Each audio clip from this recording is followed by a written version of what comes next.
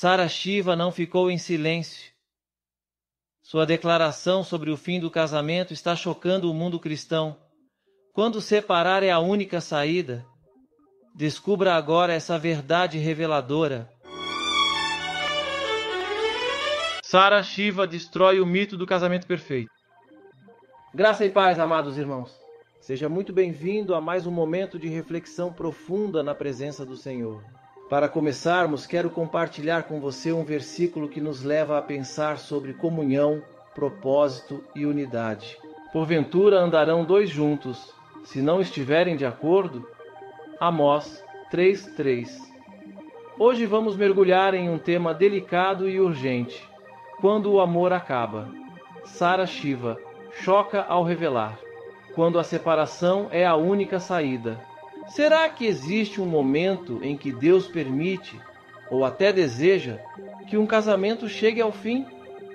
Prepare-se, pois essa mensagem pode trazer respostas que mudarão o rumo da sua vida emocional e espiritual. Antes de começarmos, gostaria de pedir um favor especial a você, nosso querido espectador. Se você está gostando dos vídeos que temos compartilhado aqui, inscreva-se no canal, ative o sininho para receber todas as notificações e deixe seu like. E nos comentários fixados, você encontrará o link para o nosso grupo de oração, um espaço onde estamos unidos em fé, intercedendo uns pelos outros. Estou ansioso para ler o seu comentário. Sua participação é fundamental para continuarmos trazendo mensagens edificantes e de qualidade para todos vocês. Agora prepare seu coração, porque essa palavra vai impactar sua alma. Vamos juntos? Lutar pelo casamento. Aí ela fala, o marido voltou para casa depois de uma reconciliação, mas é viciado em drogas e em pornografia. Já tentamos várias vezes, bravo, hein? Mas cheguei no meu limite. Vai. E aí, quantas vezes? Traição, droga, o que mais? Pornografia. E a Sara tá devendo a masturbação. Exatamente. Eu ia falar desse tema, mas a gente fala daqui a pouco. Vai. O processo, se você continua ou não, é um processo onde você precisa observar se acontece uma rendição e você só vai ter essa resposta no processo redentório, na verdade, uma redenção com Deus do marido, se ela estiver em oração. No processo de oração dela, se Deus fala pra ela, continua, porque eu estou agindo no seu marido e é provável que uma mudança aconteça muito em breve. Eu já vi muitos casos de catarse acontecerem, tanto de marido como de esposa, onde a pessoa, depois que ela passa para o processo redentório, ela se torna uma pessoa totalmente diferente. Para melhor ou para pior? Para melhor. Para melhor. Só que a questão é o seguinte, esse processo redentório tem que estar acontecendo, porque se ela não está, ela simplesmente está degenerando a alma dela e essa pessoa está se perdendo. Tá? Então, ela pode arrastar outra pessoa junto. Ela pode ser arrastada junto também, mas a resposta ela vai precisar obter em oração. Se ela precisa investir as energias dela, porque a grande questão que Paulo fala em Coríntios do jugo desigual, isso é um caso muito clássico do jugo desigual e a maneira como eu explico como teólogo. O jugo desigual, descrito por Paulo, lembrando que naquela época a gente tinha dois grupos crentes que eram os judeus e os cristãos. Tá? Não tinha toda essa diversidade de escolas cristãs ou de judaicas, que tem muitas hoje em dia também, entre outros grupos tradicionais que são tementes ao mesmo Deus, esse Deus do monoteísmo, que é o Deus único. Mas naquela época a gente tinha um processo numa terra desértica, com uma população bastante limitada, onde você tinha os judeus, que era o povo tradicional, e você tinha os cristãos, que era a nova religião daquela região, motivada e inspirada por Jesus Cristo. Paulo diz claramente onde o jugo desigual, o que é jugo? Jugo é um fardo de feno que o jumento carrega nas costas, e ele está dizendo uma metáfora ali de falar assim, jugo desigual é um tem um fardo, um peso, o outro tem um outro peso. Jugo desigual não funciona para um casal. Quando que o jugo é desigual? Jugo, não é julgo. Que muitas pessoas falam, jugo desigual. Não é julgo desigual, é jugo. Sem L. Sem L. Jugo desigual é o fardo de peso que a pessoa carrega. O jugo desigual é o crente com o descrente. E Paulo deixa isso muito claro. O crente e o descrente têm jugo desigual porque um serve a si mesmo, a Bíblia satânica deixa isso muito claro, e o crente serve a Deus, serve a Cristo. Nesse caso, você tem jugo desigual. Jugo desigual, nesse caso, se você tem jugo desigual, a separação ela é incentivada. Tá? Que é um tabu de você ser falado também dentro das religiões, porque nesse caso o apóstolo Paulo fala claramente, aqui você não tem que resgatar essa pessoa. Cristo tem que resgatar essa pessoa. Só que se ela não quiser ser resgatada, é jugo desigual e o processo vai ser um processo de separação. Infelizmente. Ele tá fazendo uma constatação de fatos. Quando você tem uma pessoa entregue às drogas, entregue a vícios, totalmente degenerada, ela fez uma aliança com Lúcifer. Ela fez uma aliança com as trevas, ela não quer mudança. Ela não quer mudança. Nesse caso, se ela serve a Deus, se ela ficar com esse marido que serve às trevas, e ele já fez essa aliança, esse pacto, a probabilidade é que ela deixe de servir a Deus e comece a servir as trevas também. Nesse caso... receber demônios. Lembre-se que geralmente um abismo chama outro, geralmente esse cara também vai se prostituir, também vai ter vida de adultério, vai pegar demônio na rua, talvez doenças, e vai trazer para ela perigo de morte por doenças venéreas e até mesmo e os demônios através do que ele vai pegar. Uma sombra puxa a outra. Então, dentro desse cenário, o cenário menos pior é a separação. Porque esse aqui serve a Deus, esse aqui serve às trevas, tá? Então, dentro de um contexto como esse, a minha recomendação é observe em oração se existe ainda um processo redentório possível para o seu marido, porque se não existe, Deus vai te falar, eu te dou permissão de sair desse relacionamento. E se não, não. Para isso, que quase ninguém gosta de falar. Continue, se não. Não, eu terminei. Se não. Porque, se não, mas completa essa frase. Se não, não. Não, se Deus falar pra você que ainda existe uma possibilidade, você precisa se manter em oração, orar pelo seu marido, orando pra Deus, Deus vai fazer o processo de intervenção e redenção, e aí o seu marido tá num processo de cura e de recuperação. Se não tiver acontecendo isso, Deus vai te falar, não tem esperança pro seu marido, infelizmente, você tá livre pra continuar sua vida sem ele. Perfeito. Há uma base bíblica que quase ninguém quer citar. É uma base bíblica polêmica. A maioria dos pastores não fala essa base bíblica. Eu acho que o termo fala porque nem percebe que está ali. Porque tem muitos textos que estão esfregando na sua cara, mas a gente não vê, entendeu? A gente não vê o negócio. Está ali, mas você não tá, parece que está cego. A base bíblica é o seguinte, o primeiro mandamento é amar a Deus sobre todas as coisas. Segundo mandamento, amar o meu próximo como eu me amo. Ou seja, no segundo mandamento eu tenho 2 mandamentos. Eu tenho um mandamento, que é o segundo mandamento, que contém 2 mandamentos dentro dele. Eu tenho que me amar e amar o outro. Me amar para eu conseguir amar o outro. Eu não sou capaz de amar o outro se eu não me amo. Essa base, ela prova o seguinte. Se eu estou num relacionamento com uma pessoa que não quer mudar, já foi tentado várias vezes, essa pessoa continua abraçada com o capeta, quer ir fumar, cheirar, beber, fazer tudo que o capeta gosta. Tá com a vida complicada, volta, traz opressão para minha casa, traz violência, traz droga, traz demônio, traz coisa ruim para minha casa. O ambiente da sua casa é o seu ambiente conquistado na terra. É o seu espaço, é o lugar que você vai baixar sua guarda. Precisa ser um ambiente de paz. O mundo já jaz no maligno, já tem a luta diária. Por que sua casa não vai ter paz? Você tem que trabalhar para que a sua casa seja um lugar de descanso, de alegria, de paz. Então essa pessoa casou com alguém que não coopera, que cada vez está pior, está afundado, está pior, homem ou mulher. O que acontece? Chega um momento que essa pessoa começa a passar por um processo de autodestruição. Essa pessoa vai começar, como o Lucas falou, a ser destruída. Porque é uma questão da lei da gravidade. Entendeu? Uma pessoa está em cima de uma mesa, a outra está deitada no chão. O que é mais fácil? Quem está em cima da mesa puxar para cima, o que tá no chão, ou quem tá no chão deitado puxar quem tá em cima da mesa para baixo. Embaixo puxar, né? A lei da natureza, da lei da terra caída. Então, o mal é mais fácil atravessar a rua e sair salvo do outro lado da calçada, ou é mais fácil um carro te pegar? Se você atravessar sem olhar pro lado, você morre. Então, é muito fácil a coisa ruim pegar quem está ali vulnerável, quem continua, e às vezes a fé vai esmorecer, porque a pessoa começa a questionar Deus, por que o Senhor permite? Começa a perder até a fé. Deus, por que você permite? Poxa, Deus, eu estou orando há 10 anos. E Deus está tentando dizer, minha filha, olha só. Ou pro cara, meu filho, olha só. Esta pessoa com quem você está casado, tem casos, milhares, é um assunto que a gente viu um dia para falar só sobre isso, tá?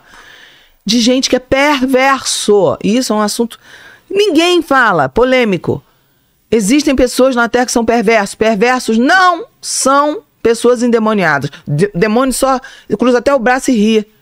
Porque o perverso é gente ruim que não vai mudar. Não adianta orar, fazer campanha de oração. Isso é uma polêmica falar isso aqui. Porque eu tô falando isso aqui, tem pastor que vai ficar chateado comigo. Não, irmã, quando você falar isso, você tira a fé de algumas pessoas. Não. Você vai orar, você vai buscar. Mas tem gente que mesmo orando, mesmo buscando, nunca vai se converter. Está na Bíblia.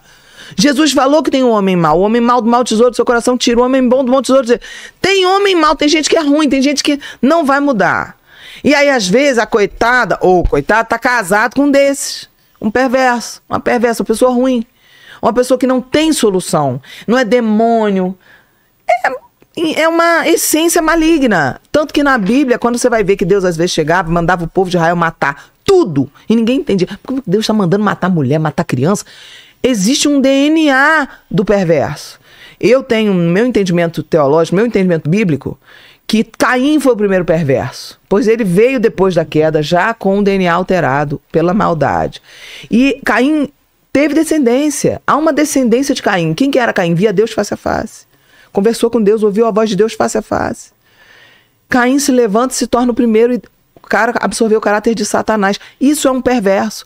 Nós temos um perverso entre os 12 de Jesus. Jesus tinha 12 discípulos. Ninguém pode dizer que os 12 discípulos não tiveram o melhor pastor. O pastor que nunca errou. Eles tiveram... 12 homens andaram com o pastor que nunca errou. O próprio Deus encarnado. Um deles era perverso. Quem era? Judas. Ouviu todas as pregações, ouviu a palavra que fez a gente mudar de vida, que fez a gente se converter, que fez milhões de pessoas se converterem, e vendeu Jesus. Vendeu. É um perverso. Entendeu? Eu, por exemplo, eu assisto The Chosen, mas eu não acredito naquela interpretação do Judas de The Chosen de jeito nenhum. Judas era um perverso. De modo que ele era tão perverso que depois Satanás vem, acusa ele se enforca. Perverso, isso é perverso. Não tem arrependimento perverso. O Judas podia ter chegado para Jesus depois chorando e falado, me perdoa. Ia ser perdoado. Ele ia ser perdoado. Ele ia ser perdoado, porque teria tido um propósito até o trabalho dele. Tá trabalhando até para Deus ali. Só que não há arrependimento. O perverso é mau. Então a gente não sabe se essa pessoa está casada com um perverso. Qual é a base bíblica? A base bíblica que muitos não gostam de falar. Eu não posso ficar numa situação onde eu estou me destruindo. Eu estou quebrando o segundo mandamento se eu ficar em um relacionamento que eu estou me destruindo. Eu estou quebrando o segundo mandamento, não é o 10º mandamento, eu estou quebrando o segundo mandamento. Se eu estiver numa relação, por isso que muita gente vem falar pra mim, estou namorando, porque agora a gente tá falando de um casado, mas vamos falar de quem tá namorando. Tem gente que tá namorando um relacionamento abusivo. E vem falar que Deus falou, meu bem, Deus não é Deus de confusão, Deus não é mau, Deus não é sádico. Milhares de pessoas não precisavam ter se casado. Deus mostra, dá sinal, e a pessoa não conhece a Deus, a pessoa ouviu o pastor, casou mal e tá vivendo no inferno. Aí o pastor fala, casamento é luta. Não, tá na Bíblia que casamento é luta. Casamento é para ser um lugar de delícia, lugar de alegria, lugar de relaxar, lugar de tranquilizar, lugar de paz, mar tranquilo, água tranquila.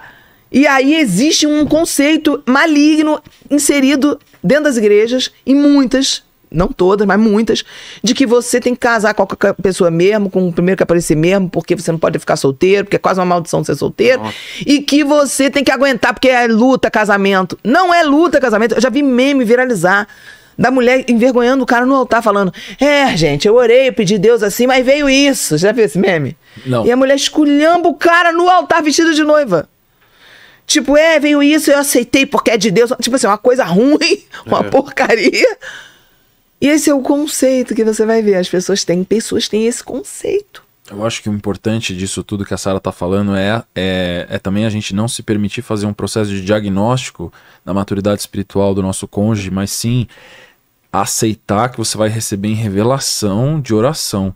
Porque senão vão ter muitas pessoas também que vão se posicionar de uma maneira que adquirir uma onisciência de saber a alma do seu cônjuge, e você não tem essa capacidade. E tem muita gente que por conveniência vai rotular o seu cônjuge como perverso e vai tomar atitudes baseadas nisso, que na verdade é uma perversidade na pessoa. Mas lá no namoro dava pra ver. Se a gente atender essa pessoa num gabinete pastoral, e eu quando vou atender eu busco como tudo começou. Quando você busca quando tudo começou, você vai encontrar algumas características. Algumas coisas são muito difíceis de discernir, mas isso é uma das mais fáceis. Por exemplo, se não há bondade, se há maldade desde o início, é muito fácil de discernir. Agora, quando a pessoa foi boa, teve momentos ruins, mas a pessoa é boa, não é um perverso. O perverso, gente, é a pessoa má. Eu atendo casos de mulheres que o cara é mau desde o início. E ela fala, mas é porque eu quero sair da casa dos meus pais. É o predador, né? É mau. E aí o que acontece? O pastor diz, ela tá vendo um inferno e tá botando os filhos nesse inferno. E o pastor diz, não, irmã, você tem que lutar pelo casamento. Eu digo, claro que você tem que lutar pelo seu casamento, mas se você está sendo destruído, colocando sua vida em risco, o cara sai, adultera, corre risco de você pegar um HIV, corre risco de você ter uma doença, morrer, deixar seus filhos sem mãe. Tá quebrando o segundo mandamento. Então, mas a questão, você falou, então adulterou, traiu, separa sempre. De corpos tem que separar sempre, porque de corpos, mesmo que você continue casado dentro da mesma casa, se houver adultério, você precisa afastar de corpos. Pois senão, pro homem principalmente, vai receber demônio. Se a mulher adulterou, ele vai receber demônio se ele dormir com ela, porque a mulher recebeu o demônio na rua, bicho entra na hora. Então tem que passar por um processo de libertação, limpeza, oração, consagração. Agora, para a mulher ainda é pior, porque além de receber demônio, quando a mulher está magoada, ferida, e ela se obriga a fazer sexo com o cônjuge, isso a nível inconsciente surte um efeito parecido com estupro. Então, a longo prazo, essa mulher vai tomar ojeriza de fazer sexo com o marido. Já tem de milhões de casos assim. Mulheres... Porque ele traiu? Com o homem traiu e o pastor falou, perdoa, faz sexo. E ela não estava pronta ainda, ela estava ferida, machucada, com ódio. E aí não deixaram ela vivenciar essa raiva, porque há um conceito totalmente burro, que as pessoas acham, ignorância, que raiva é pecado. Sendo que Jesus sentiu raiva, virou as mesas, tudo, você pegou uma corda marrom, um chicote, saiu um chicote. A Bíblia fala, você pode ficar com raiva. Mas não pequei. Mas não pecar. Que é o quê? Pecar. Pegar minha raiva, agredir o outro. Entendi. Pegar minha raiva, não perdoar, me vingar. Isso é pecar. Agora, a raiva é um sentimento natural de expressar indignação. Como é que eu posso reprimir o meu sentimento de raiva? E a igreja, muitas vezes, você vai encontrar pastores dizendo, irmão, crente não tem raiva. Também tá mentindo. Você nunca leu a Bíblia. Tem hora que Jesus fala raça de víbora. Você acha que Jesus falou aquela raposa? Você acha que ele falou isso com todo carinho? Ele não falou. Então, assim, raiva é um sentimento natural. Só que muitas vezes a mulher, ela é colocada. Você tem que ser submissa. Seu marido quer sexo, ele voltou para casa, faça. E a mulher tá ferida. Então, cada caso é um caso. Sempre que houver traição, precisa se respeitar o tempo da restauração. Mas e aí, separa ou perdoa? Se estão lutando, fiquem na mesma casa, lutem. Mas tem que haver um afastar-se de corpos por um tempo, até que haja essa restauração na alma. Porque senão vira uma violência, vira uma agressão, principalmente para a mulher. Para o homem, nem tanto. Para o homem pode haver a questão de contaminação espiritual. Mas existe essa questão para a mulher muito grave. Eu já vi muitos casos de mulheres que você vai ver, ela tão ódio. Eu pergunto, mas o que aconteceu? Vamos lá atrás. Uma vez ele me traiu. Aí eu pergunto, como foi a recuperação desse relacionamento? O pastor falou, já voltou para casa, já mandou fazer sexo. E você, Lucas, o que você acha? A gente tem essas situações, como a Sara está falando, que dentro da psicanálise a gente chama do comportamento predatório, né? Comportamento predatório é aquela pessoa que ela é irremediável, ela vai ter um comportamento sempre egoísta, mas sempre pensando nela, que é os casos patológicos, psicopatológicos clássicos do narcisista, do sociopata, do psicopata. Essas pessoas, já existe jurisprudência canônica e eclesiástica do processo chamado nulificação matrimonial, tá? Então, nulificação matrimonial. Então, anula, né? Anula o matrimônio e a pessoa está livre para casar, porque o primeiro matrimônio não existiu. Entendi. Esses gatilhos são muitos.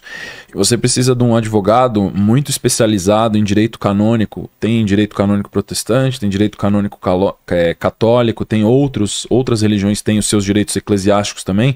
Você precisa de uma pessoa especialista nisso, mas basicamente gira em torno de 3 gatilhos principais, que é o adultério continuado. Então, por exemplo, um predador ele vai praticar adultério continuado. Se o cônjuge conseguir comprovar que o cônjuge dela ou dele pratica adultério continuado, isso já é um gatilho de justificativa de nulificação matrimonial. Certo. O segundo é a justificação de violência familiar. Então, qualquer tipo de violência justificada também abre um processo de nulificação matrimonial. Pode ser violência física, pode ser violência moral, pode ser violência afetiva, pode ser violência intelectual. Qualquer tipo de processo violento ou de opressão, você tem um caso justificado para nulificação matrimonial. Não importa quanto tempo está casado. O terceiro gatilho clássico de nulificação matrimonial é abandono familiar. Um caso clássico dessa cláusula é abandono familiar por um período maior do que 1 ano. Cada religião tem um tempo, mas normalmente acima de 1 ano de abandono familiar. Por exemplo, tá casada, o cara abandonou a casa, a mulher abandonou a casa, abandonou os filhos e tudo mais. Passou 1 ano desse processo de abandono, ela já entra com uma notificação. Não, casei com o cara saiu de casa, sumiu e não sei onde ele tá. Sei lá onde ele tá, na China. Entendeu? Entra com o processo de nulificação matrimonial, ela se restaura dentro da igreja que ela tem a fé. Ela é considerada não casada, volta a ser solteira, porque o voto que foi feito de matrimônio nunca se consolidou. Porque o que a gente tem dentro desse processo de adultério continuado, de violência, de abandono, é a corrupção dos 3 princípios relacionais que eu ensino. Falei isso nos outros episódios também. Verdade, respeito e diálogo. Né? Então, quando você tem o processo de adultério, você está corrompendo, obviamente, a verdade. Você disse que ia ser fiel e não está sendo. A violência é o rompimento do princípio do respeito. Tá? Então você está desrespeitando, você está oprimindo outra pessoa. A última coisa que você está fazendo é respeitar a pessoa quando você pratica a violência. E o diálogo é exatamente o oposto do abandono familiar. Entendi. A única coisa que não existe no abandono é o diálogo, porque a pessoa sumiu. Então, quando eu tenho o ferimento, o rompimento dos 3 princípios relacionais, classicamente, tem outros derivativos que partem disso também, como cláusulas para nulificação matrimonial, você tem um caso muito forte para entrar com o processo de nulificação. Na Igreja Católica é o mais demorado, às vezes demora alguns anos para você conseguir, mas em várias igrejas protestantes também tem esse processo de nulificação matrimonial, porque ficou claro, comprovado que aquele matrimônio que disse que seria nunca foi. Entendi. Então a pessoa está livre de novo, então o processo. Tem muita gente que acha que precisa divorciar. Não precisa, principalmente se tem essas corrupções muito profundas espirituais. Como se nunca tivesse casado. Eu sou o profeta pastor Marconi Silva e quero te convidar a conferir os comentários fixados, onde deixei o link para o nosso grupo de oração. Esse espaço foi criado para você participar das nossas campanhas de fé e compartilhar os testemunhos de vitória com outros irmãos. É uma oportunidade especial para você e sua família se fortalecerem espiritualmente, unidos em oração e buscando cada vez mais a presença de Deus. A palavra de Deus nos diz em Hebreus 10:25: Não deixemos de reunir-nos como igreja, segundo o costume de alguns, mas encorajemo-nos mutualmente. Participar de um grupo de oração não só fortalece sua fé, mas também te aproxima de pessoas que acreditam no poder restaurador do Senhor. Cada testemunho é uma prova viva de que Deus ainda realiza milagres, e cada oração feita em unidade move o céu em nosso favor. Então, permaneça firme na sua jornada espiritual. Continue buscando a presença de Deus e se fortalecendo através da oração. Nos vemos no próximo vídeo. Que a graça e a paz do Senhor estejam sempre com você e sua família, trazendo bênçãos e proteção em cada passo do caminho.